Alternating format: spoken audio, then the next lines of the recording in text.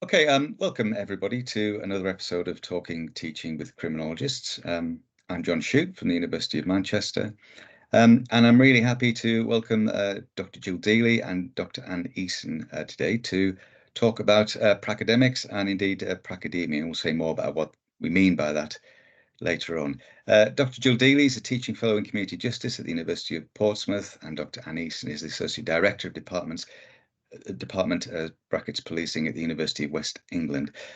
Jill, Anne, you're very welcome. I invited you on because I saw the very good session that you did on Pracademics for the BSc Learning and Teaching Network, which is still online, and we'll provide a link to that when we mount this episode. But I thought that was super interesting and give me lots of ideas in terms of how I position my teaching and what I call upon practitioners when I bring them into academia. So anyway, we'll get into that later. But just to start with, could you give us an idea of I suppose your background and your journey into teaching? Perhaps starting with you, Jill. Yes, sure. So I initially trained as a probation officer in the early 2000s. I have a diploma in probation studies. There have been various iterations of probation training since then, and I'm now actually teaching on the latest version. But yes, so I trained to be a probation officer. I then worked in that role for around about 10 years, working mostly in Hampshire, but also doing some work in Surrey and Sussex and Dorset as well. Those were actually done when I was doing my PhD, which I decided to return to university in 2009 to do that. And my PhD was on the topic of the probation service working with sex offenders in denial. And I decided to explore that topic because of having been a practitioner and finding them a particularly tricky group to work with. So that was my justification. Since that time, I've been a lecturer in criminology at number of institutions. Currently, I'm working at Portsmouth, and my primary role is to work on the probation training programme, which is now called the PQIP. Great.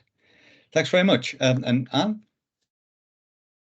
Yeah, hi John. So I have a similar background. I started working voluntarily actually in with drugs and alcohol. So that was in the mid 90s, and through that role, it then became sort of a paid role, and then through that role, I sort of started doing some work with the probation officer that was situated there, and became really interested in probation. And I was studying a criminology degree at the time, and and then it goes on from there. I finished in probation in 2011 as a senior probation officer.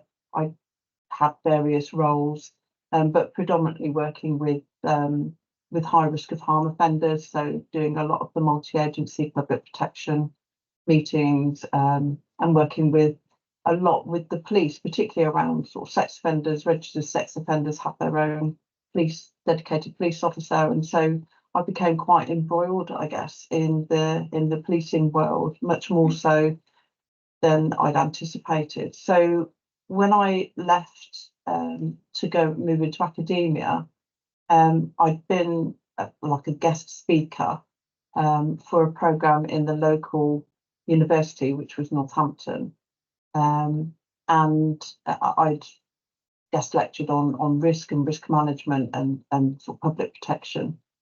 And so when a role came up, it seemed the right time, really. Chris Grayling was cutting up the probation service, and it was the right time for me to leave. But it also sort of gave me an opportunity to teach police officers, because they had you know, way before the new sort of PQF came in. They had an FDA in policing, and then we moved that into a BA in policing practice. But I really wanted to share with police officers all of that great training that Jill and I were lucky to have. You know, it was a 2-year degree. You did a diploma, you held a caseload. You know, it was pretty crammed over 2 years, but enabled you to make informed decisions, to work with people, you know, in a very sort of reflective and reflexive way. And I often wondered, sort of when I worked alongside police officers, you know, how their training had informed their decision making. Because, you know, it's about 16 weeks really, and a lot of that is sort of practical UDT work, you know, first aid, how to handcuff people, how to arrest within pace, all that sort of thing. So that's why I moved into police teaching, and my PhD was around police decision making, particularly at domestic incidents. So that's how I sort of moved into there. Great. Well, that's really interesting, and you know, to see the from a similar origin, you've ended up teaching on slightly different professional degrees for different services. But can you tell me, I mean, before we get into the Pracademics issues, then just in a general sense, because I think, you know, it's good to reflect in teaching. I'm not sure we do enough of it really, but what do you enjoy about teaching? Do you have particular principles or ways of working in the classroom that you hold dear? I think for me, sorry, Joe, I don't know about you, but I think for me, it's being able to draw on things that you've done and then being able to operationalize a theoretical concept. So it's, you know, it's great, isn't it, to be able to talk about a crime prevention strategy, and we could talk about, you know, or any sort of criminological model. But then showing how that relates to a particular practice, whether it's, you know, within criminal justice, doesn't have to be police or probation. But, you know, the criminal justice sector is so much bigger, isn't it, than just police and probation and the public sector. It's got all the private sector organisations as well. And I think one of the greatest gifts, really, of being a probation officer, particularly in the community, is you've got to work with loads of different agencies that have all different, you know, skill sets and specialisms that a lot of people are just unaware of. So drawing on that experience and bringing a theory to life, that's the fun part. Yeah, absolutely. Jill? Yeah, I would agree with that. In a excuse me, previous teaching role that I had at another institution, I was involved in teaching about miscarriage of justice. And we were fortunate enough to have materials from an actual criminal trial. And I could really use my professional experience as a probation officer to work with the students and say, you know, this is an interview transcript. This is what this is about.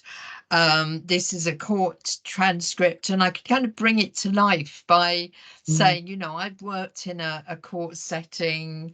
This is, you know, the actual words verbatim that we used, and just really kind of share with them how I would have been involved in a court process, but also how, you know, as a probation officer, obviously the work's very different from the police, but there still is a bit of an investigative element to probation officers, which I was able to bring to that particular setting. But I think it's just about helping students understand what a role entails, and just trying to kind of bring it to life for them, really. I think that really, with the role that I have now, working with future probation officers, is passing on experiences that I've had in that role.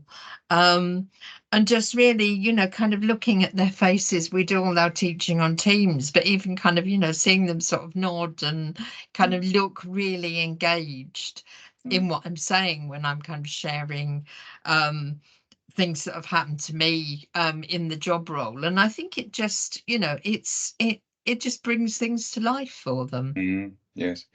So there's the sort of rich real world applications and anecdotes and contextualization and making, you know, the abstractions of theory sort of concrete by sort of applying them, I guess.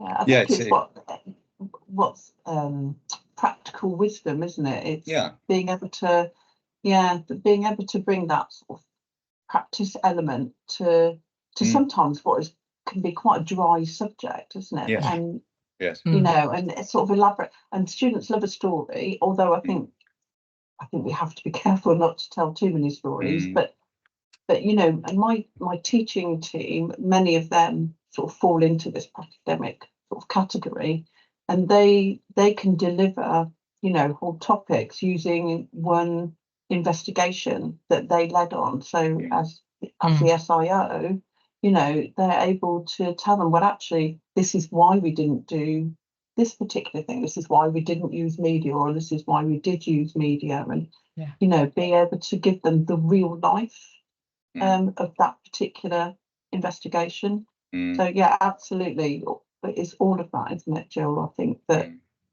difficult to explain, but yeah, it's that bringing it to life. Great. Well, let's explore the idea of academics a little in a little more detail. Then, I mean, there is the distinction, I suppose, between what I think you said you both done at different points of bringing a practitioner into, say, a traditional undergraduate criminology program, let's say, as a guest speaker, and delivering insights into, you know, the daily life or aspects of the role. There's a difference between that sort of one-off occasional engagement and teaching you know, trainee probationers or trainee or police constables, isn't there? In the PCDA or the professional qualification probation. So and also you're talking about, I think, practitioners who make what a permanent move into academia, as it were, as you both have. Is it possible to keep a foot in both? You know, to you know, to be seconded occasionally or to have a more substantive role, or is it really the sort of one-off guest lecturer versus somebody who works full-time but has a practice background? I certainly, when I was doing my PhD, I was working part-time as a probation officer, which actually during the PhD process I found really valuable to still have that involvement in the service. I think for me now personally, it would probably feel a bit too full on to combine academia with being a probation officer, because they're two quite intense roles in different ways. But I think, yes, for me, I mean, like Anne, I very much started off doing guest lectures, going in and doing a kind of day in the life of a probation officer. And I've certainly pulled in other people to modules I've taught to do that sort of one-off teaching. But I think making that actual move into being a full-time academic really, for me, involved using all the theoretical knowledge that I'd gained through my probation training, but also doing my PhD. And so, you know, obviously you're kind of doing more than just a day in the life of, you're kind of having to immerse yourself really in teaching and learning. So I think for me, there's a definite difference. But I know, you know, a lot of academics have started off with that route of guest lectures. Yeah. Good. Yeah. I mean, I found, I mean, on our at Manchester, on our undergraduate criminology program, we have a second year option, criminology and criminal justice in action, where we invite a range of different practitioners from right across the criminal justice sector. And it's, I've directed it a few times, and it's always a joy. I mean, it's always the people that I bring in are always hugely generous with their time. The students love the sessions, I think. Yeah. I sometimes wonder, are the students most looking for sort of anecdotes and sort of warts and all portrayals, when, there are, which is always entertaining as human beings, but there's the sort of the positives that you want to talk about, and the different challenges that you have, to do with funding and whatever is ambiently needs to be coped with. I mean, I remember one particular useful thing of running that year on year was that we had a perspective during the COVID period about how that impacted upon services, and that was something that the practitioners could talk about at length, and it was good to get that sense of it being a dynamic thing, and different year by year. So I'm very clear about the benefits of it, but can I just be a bit more clear about is there a definition you'd like to bring along? I think you talked about Posner's definition, Anne, at a previous point of Pracademic.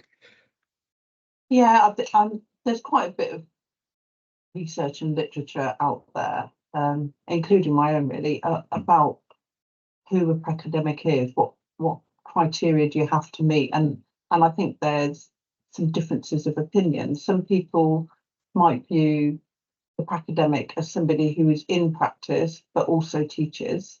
Others, those like Jill and I, who've flown the practice nest and embedded ourselves more fully in academia. My personal view is that, because you talked about, can you straddle both? And I would say that is probably one of the greatest challenges of being a pracademic, is that no, you can't. You can't be an expert in both.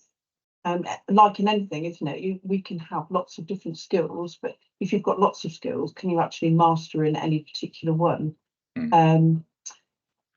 I think one of the challenges once you've moved over is then keeping your credibility as a practitioner up to date. So, and can that be done? So, I think in terms of my experience and what I see with my team and the police officers that we teach, is that the team feel that actually after sort of 3 or 4 years, your credibility starts to wane a little bit if you haven't been in practice. But that doesn't mean that your experiences aren't valid anymore. It just means that you haven't operated in the same framework and climate as the people that you're teaching. So there are various ways of keeping that up to date. Being a special is one of them in policing, isn't it? And for years, I carried on working in forensic mental health, did some work with that. So I did that on a very sort of part-time basis, just because I thoroughly enjoy working with people. I think like any probation officer, really, that people can change, and that if they're given the right opportunities, and that's all part of being a teacher, an educator, is that anybody can come into education, and anybody can learn if they're given the right opportunity, aren't they? Yeah. So I think what the apprenticeship does is it's a widening participation programme. It invites people into university and into that higher education realm that might not necessarily have had that opportunity in a different pathway. And so, it's great having some students come in and they're like rabbits in headlights, like, but it's great to see them working through those years, and then come out the other end as graduates and, really good police officers who've got a lot more knowledge and understanding of the world that they're going to be working in than perhaps they did before. And I don't know Jill, I mean, that's certainly something that I felt the probation educational journey gave me, because I went in quite naively thinking I was going to help everybody. And by the end of that 2 years, realised that actually not everybody wants to be helped. So, you know, and that's quite a turning point, I think, you know. It is, yes, that realization. I think I was very much like you, Anne. I think I thought, you know, everybody's going to want me to help them. But I think that kind of dual aspect of being a probation practitioner, that yes, there is this support role to it, but there's also the enforcement role, and kind of balancing both of those two. And yes, it did come as quite a shock to me, actually, first of all, when I realized that, you know, quite a few people I was working with were viewing me with some suspicion, you know, and is she going to breach me? Yeah. I mean, it's funny you should like suspicion, isn't it? Because I think when you come from the sector, you regardless of your role, that we're all very suspicious people, you know, trust nobody. And that sort of, that's quite a difficult thing to get away from as an academic, that, you know, that because you're teaching objectively, aren't you? You're trying to sort of bring in all that criminology of understanding, that underpinning evidence to, you know, who victims are, why crimes are committed, the sentencing structure, all that sort of thing.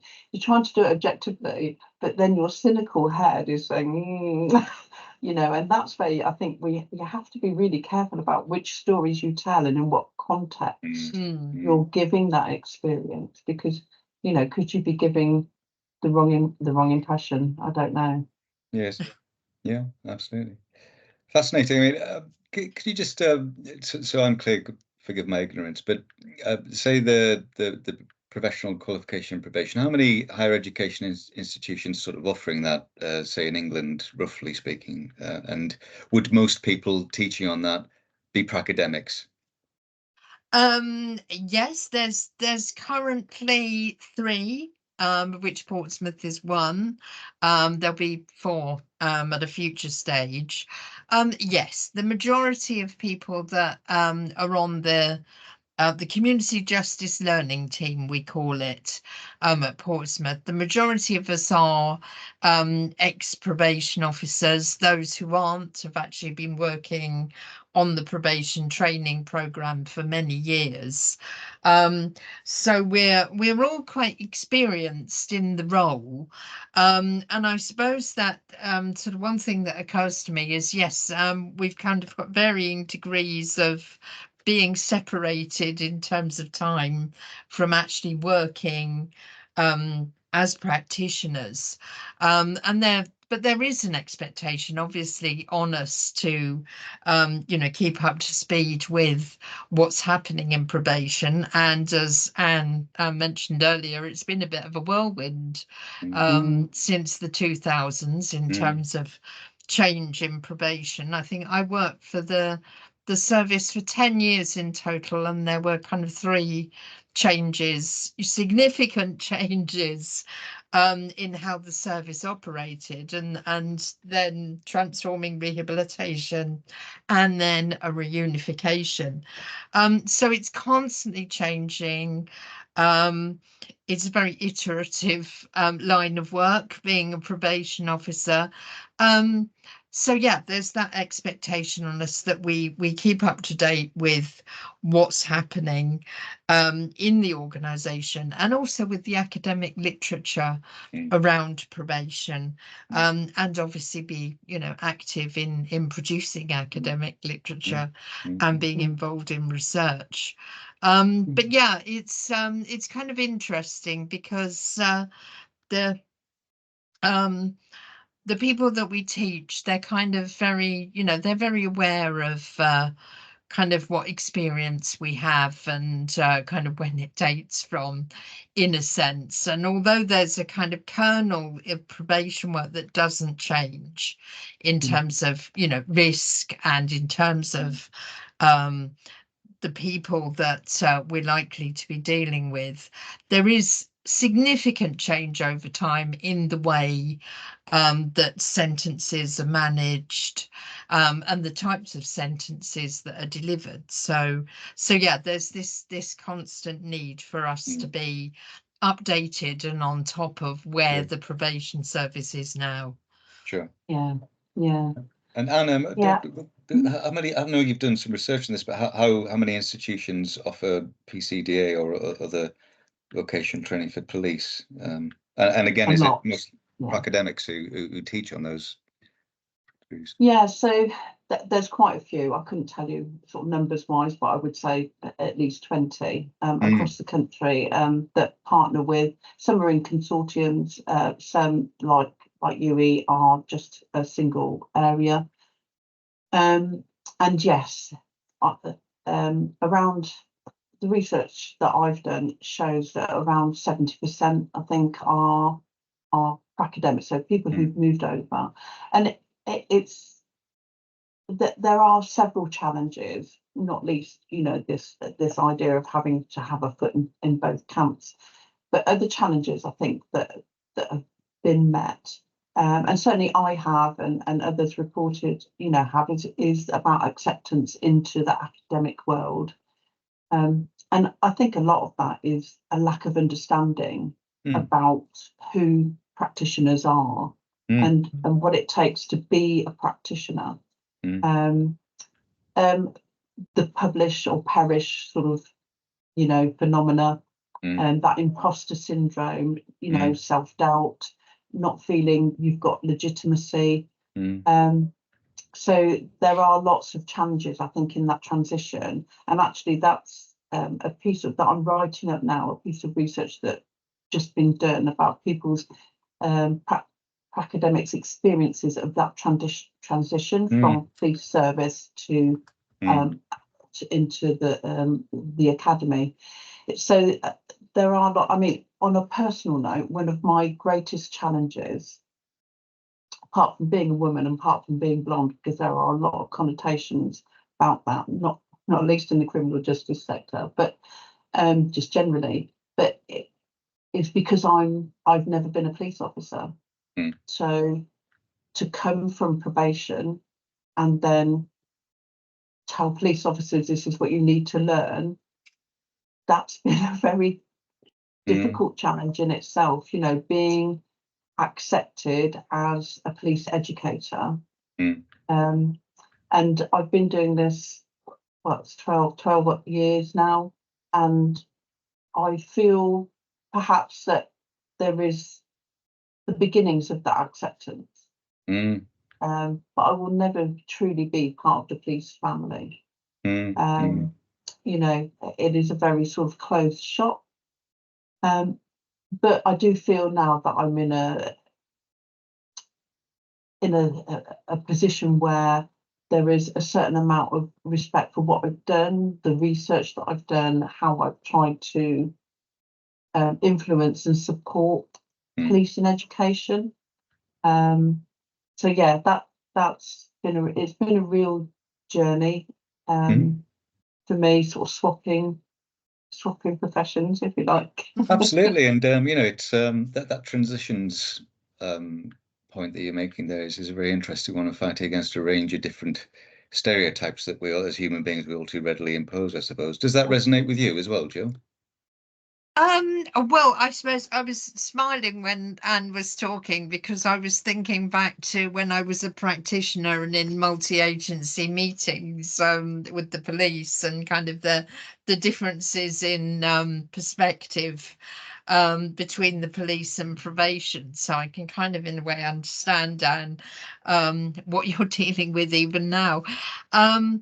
I suppose because I'm a probation officer still working in the same field, it's applied to me somewhat less. I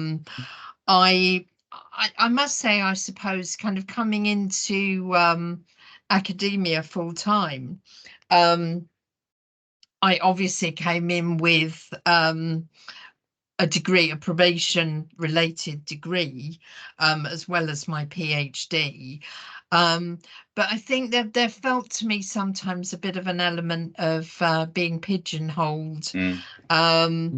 And you know, this sort of need that I felt to be able to teach across a curriculum, you know, rather than just sort of be kind of the person that teaches the probation type content. But having said that, yeah, I think it's probably been somewhat easier for me because I've kind of stayed within my comfort zone more of probation. Sure. Well, it's interesting. I mean, I guess I've got some experience of going the other way in a limited sense, in that, you know, I've always been an academic, but I've worked in, spent the early part of my career sort of in developmental and life course criminology. So I did a bit of policy evaluation work, which involved going out and doing an independent evaluation of a health visiting service up in Glasgow. So I was evaluating practitioners, which was quite a difficult thing because you want to be close enough to be able to do the job and to observe and to register and evaluate what's going on, but always knowing that, you know, you have to be objective because I was an independent academic voice. So that was sometimes quite a difficult thing to tread. And then I stepped out of academia for a time and then worked in the voluntary sector for an initiative that was delivering services to families with young children. And again, because I had a sort of an academic background, then there was a sort of a practice and sort of boffins, as they called it in the office, you know, sort of distinction. And again, it was difficult to bridge that sometimes, you know, and sometimes, you know, those barriers were something you'd care to put down, and other times, as I say, when I was in the independent evaluation, then it was important, you know, because you couldn't be a friend to the service, you know, unless you were being objective, you know.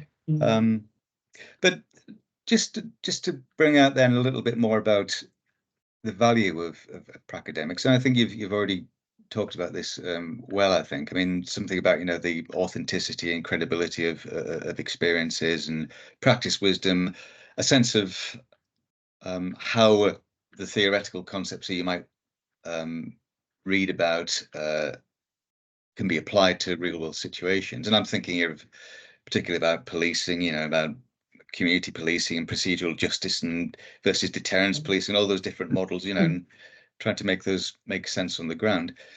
But what do you think that Pracademics have particular skills that they bring from their practice experience into the classroom that perhaps traditional academics don't have?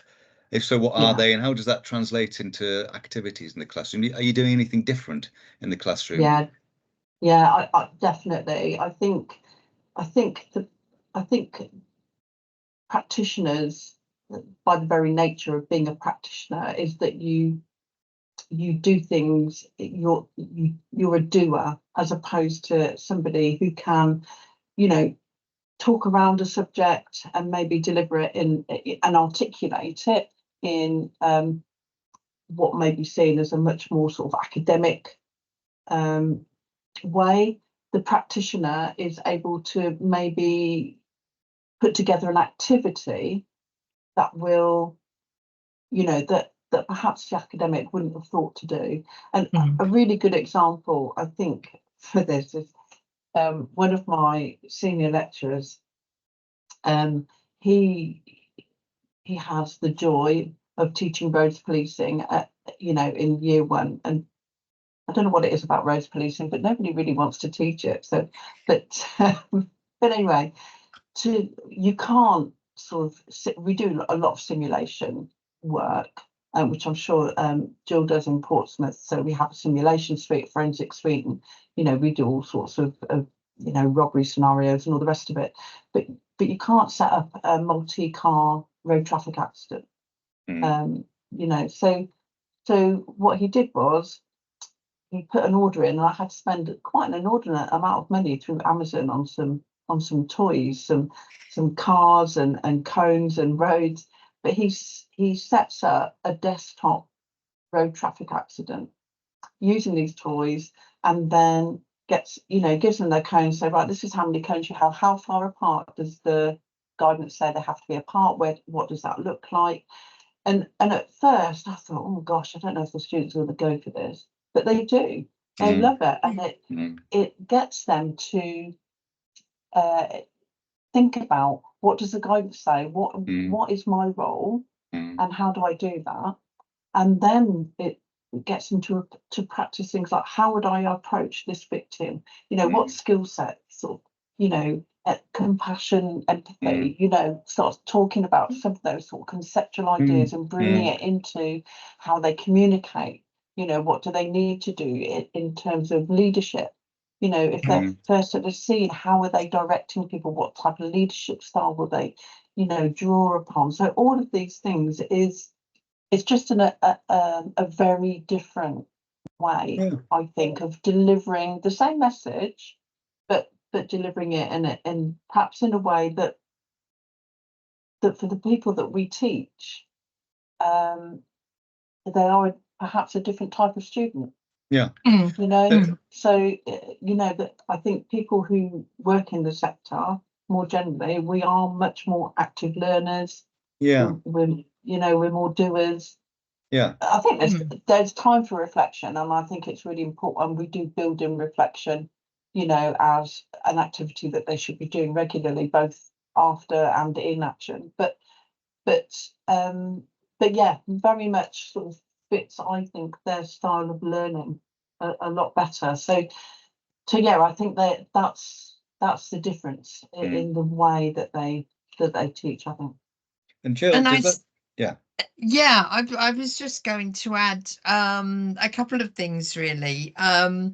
One of the things that I used to do when I was teaching criminology undergraduates would be to kind of take them on visits to courts, which people without experience of actually, working in the court setting might not, they might kind of find a bit daunting to set up or, be in that environment. And that sort of practical experience the students really loved. I also used to do a lot with case studies. So, I'd create hypothetical people that had committed hypothetical offences, but then ask the student to kind of consider, how they might start to assess that person's risk. So what factors in their life might contribute to the risk, what issues could be worked with, so things like substance misuse, alcohol misuse, relationship issues, so kind of bringing my practical experience to try and create a bit more of a practical experience for the students. And I think also there's kind of something that I read and I spoke about in our BSc talk, which was kind of around when you've worked somewhere like the probation service, you kind of bring in a certain mindset and a certain way of looking at things, which is quite unique to a particular profession. And for me, is kind of something around empathy, I think, and kind of having a bit more understanding around certain things than somebody who hadn't been involved in the service. I'm maybe not saying this particularly well, but hopefully I'm kind of conveying the sense. It's just this, having that sort of, having been there in the role, and it's a very nuanced role, working in probation, and just being able to convey those nuances and that understanding to the students. So that level of insight and context, but also, as you say, and your active learning, scenarios, problem-based learning, all those kinds of things that we know are effective and that a wide range of students love on a wide range of units, but maybe particularly well suited to the vocational stuff that you're looking at. Wonderful. No, absolutely.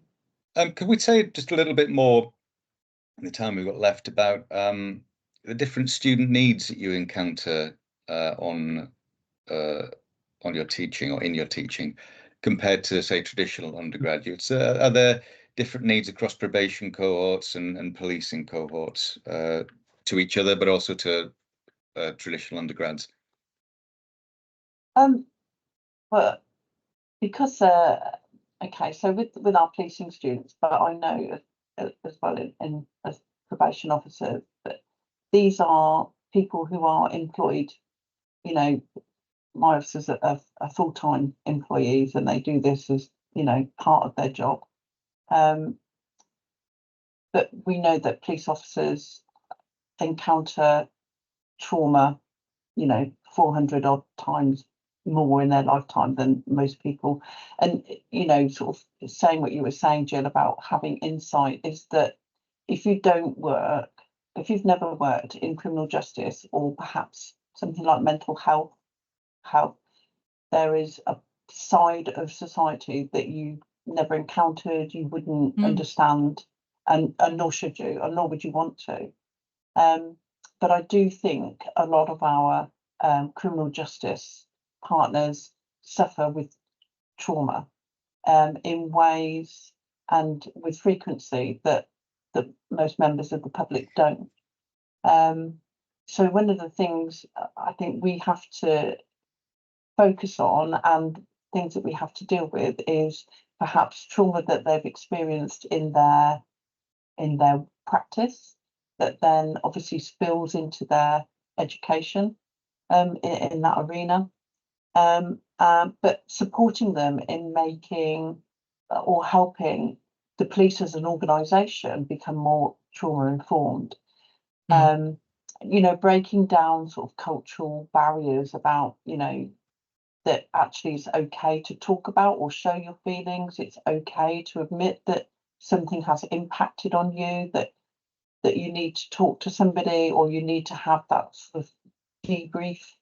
And this is something that, especially in this last year, I've noticed that the police as a national service have really begun to buy into. So we incorporate that as part of their skills development. You know, how can we use emotional intelligence, for example, as a coping mechanism? How can we help self-regulate? How can we identify feelings in ourselves that we know are triggers to, you know, strong feelings, and then, you know, and what can we do about that? What's offered? You know, what? So that's one way. We also have trauma as a topic area, sort of, you know, talked about and discussed, and we have a representative from Magna Somerset Police come and talk about, you know, the trauma informed processes that they have sort of within house to support. You know, if you attend a really nasty murder, or a sudden death, etc., you know, it has to take its toll, doesn't it? And in probation work, certainly for me, not only was it time, I think, to leave because probation was being carved up, but I felt I'd worked with so many people, listened to so many disclosures, and had to talk about so much type of offending that really I began to normalise and be desensitised to, that actually it was the right time for me to go, you know, to look after self. So so I think, in, you know, the type of people that we are teaching, we have an obligation to help them develop the type of organisational practice and culture and self-care, really, as much as we can. That's exceptionally interesting, I think. I mean, I think in academia, generally speaking, or in academic criminology, there's a growing awareness of the need for care of self and for students when we're broaching particular topics. I mean, teaching a lot about intimate partner violence, sexual violence. I teach about genocide and so forth. So we think about that and how topics may or may not resonate with the students' backgrounds and experiences even more. But I think it was very interesting what you're saying there about trauma-informed practice, but also perhaps the possibility of higher education being a sort of safe space to try and discuss some of these issues and recognise them and supplement trauma-informed practice. Does that resonate with you in any sense, Jill? I mean, probation's different, obviously, in a way. It does very much so. And what's quite unique to the teaching that I'm doing at the moment is that it has a very strong reflective element.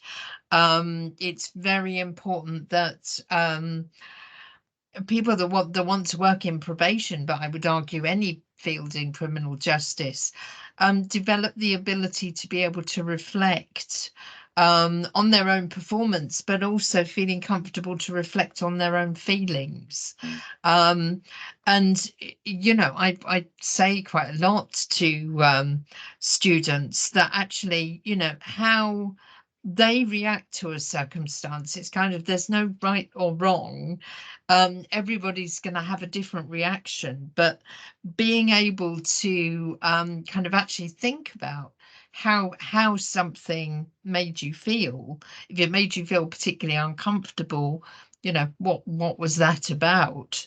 But having that awareness is really important to being a practitioner actually in criminal justice, being able to articulate it and being able to discuss with managers, with colleagues, kind of appropriately, kind of a safe space environment, I think is really important. And that's kind of something that's not really embedded in the undergraduate criminology experience. I suppose because there's kind of no expectation that people are going to definitely go on and work in that field. But it's certainly, I think, an important area for people to be able to develop, and it kind of goes sort of hand in hand with the trauma-informed work. And I think, yeah, it's just part of the complexity, certainly, of probation work, but also, yes, Anne, you're right, police work too. Wonderful. Well, we're running out of time, sadly. There's many other things I'd like to ask you, but I hope this isn't too glib a question. But I mean, you mentioned before, Jill, that you've seen big changes in your time in academia, in terms of, you know, the context of probation, let's say, and also of vocational training. But what's the future of Pracademia, do you think, from your perspective? Are we going to have more institutions, more programs, more Pracademics working within the type of vocational programs you're talking about, or Pracademics working more in traditional undergraduate degrees? I think there's a real place for Pracademics in traditional criminology degrees, certainly, because I think, as you've been saying, that kind of perspective, that quite unique perspective, sorry, that a practitioner can bring. I think, yeah, criminology can be a very theoretical subject, and I think that that ability to add depth through experience, I think, is going to be increasingly valued. Yeah, I have to agree. I mean, we've seen it, you know, for years gone by now with the probation degree, social work, nursing. You know, you've always had that practitioner element, where, you know, I might be able to talk you to death around sort of safe injecting and why it's important, but I couldn't show you how to inject. And that is the fundamental sort of difference, I think, when you're talking about practitioners. Is there a growth? Well, I think a lot depends on how things like apprenticeships and other sort of vocational programs grow. We have, you know, engineering, we have radiotherapy, all sorts of sort of apprenticeships going on in the university, and I'd really like to see that grow, because it is about widening participation. It is supporting you know, people into sort of gaining sort of professional skills that perhaps they wouldn't have had that opportunity to do, that are perfectly capable, but because, you know, you can't write an essay as good as the next person, it sort of precludes you. And I'm very much somebody who would like to see more people be able to have that opportunity to develop. I think there's some, you know, there are some really good apprenticeships going on, and other sort of vocational style courses. So I think as long as they carry on, the need for academics will continue, whether that sort of plateaus and, you know, but people certainly, you certainly need a mix, yeah. And I've been very careful sort of in my team building of recruiting people that I've got people who've done their 30 years, but I've got people who are mid-career who want to leave the police. But then I've got people like myself, you know, who come from a different criminal justice background or from a totally different background, you know, who've got experiences in other sort of agency working or are pure academics. So you need to have that sort of crossover, don't you? And I think, you know, and they work really well together. So and why wouldn't they? But for the broader, you know, that's within the team. But with the broader university, I think there is still a bit of tension, perhaps, you know, between the two. Absolutely. Great. Well, thanks ever so much to both of you for your time and making some wonderful points today. We'll, as I say, put up a link to your work and to the event that you put on for the BSc Learning and Teaching Network when we mount this up on the web. But for now, thanks very much, Jill and Anne, and we'll see you again. Cheers. You're welcome. Thank you. Thank you.